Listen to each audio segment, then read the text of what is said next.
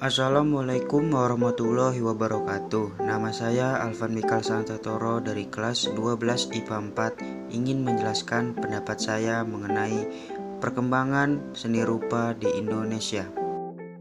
1. Zaman seni rupa prasejarah. Seni rupa di Indonesia sudah ada sejak zaman prasejarah, yaitu zaman dimulai sejak permulaan adanya manusia dan kebudayaan. Peninggalan yang paling kuno dari kesenian Indonesia pada zaman prasejarah yaitu berupa lukisan pada dinding-dinding gua seperti yang ditemukan di Papua dan Sulawesi Selatan. Lukisan-lukisan tersebut berupa cap telapak tangan dan telapak kaki, gambar manusia sederhana, gambar hewan buruan, dan lain-lain. Adanya seni rupa sejak zaman prasejarah ini dilatar belakangi oleh adanya faktor kepercayaan saat itu yaitu animisme dan dinamisme, sehingga karya seni rupa pada zaman prasejarah juga memiliki fungsi sebagai media pemujaan maupun upacara-upacara penguburan. Walaupun tradisi ini sudah hampir punah, namun beberapa daerah di Indonesia seperti Nias, Toraja, Flores, dan Sumba masih menjalankannya, seperti dolmen, yaitu meja besar yang terbuat dari batu untuk menaruh sesajen. Ada juga menhir yang dijadikan sarana untuk penyembahan arwah nenek moyang dan lain-lain. Berikut ini adalah beberapa contoh peninggalan zaman seni rupa prasejarah. 2. Zaman seni rupa klasik. Agama Hindu yang berasal dari India tidak bisa berkembang seperti pada tempat asalnya. Di wilayah Indonesia, agama Hindu berbaur dan berakulturasi dengan kebudayaan Indonesia setempat, sehingga akhirnya memiliki ciri khasnya sendiri. Ini terjadi di kisaran tahun awal Masehi sampai dengan abad ke-15. Datangnya kebudayaan yang berdasarkan agama Hindu dilakukan melalui jalur perdagangan, politik, dan penyebaran agama. Pusat perkembangan berada di Jawa, Sumatera, dan Bali, serta didukung dengan kebudayaan istana feodal yang berlandaskan agama Hindu dan Buddha, namun telah disesuaikan dengan kebudayaan setempat. Karya seni rupa zaman klasik Hindu-Buddha didominasi oleh arsitektur, religi, dan ragam hias dindingnya.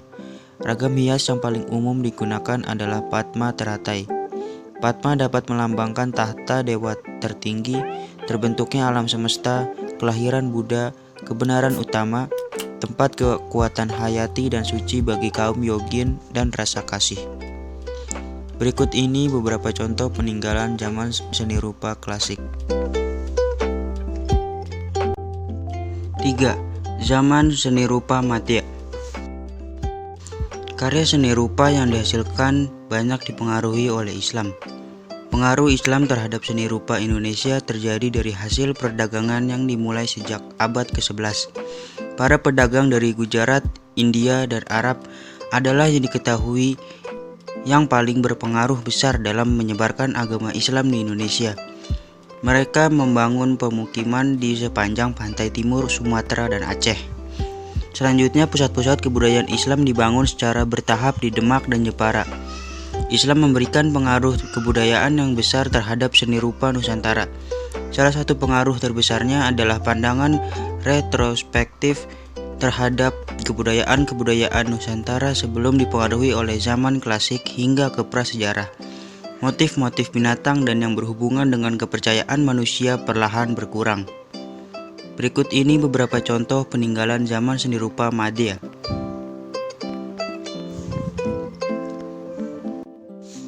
4. Zaman seni rupa modern. Di sini Indonesia telah terbentuk sebagai koloni Belanda dan masih bernama Hindia Belanda. Perjalanan seni rupa modern Indonesia terbata-bata di bawah penjajahan VOC.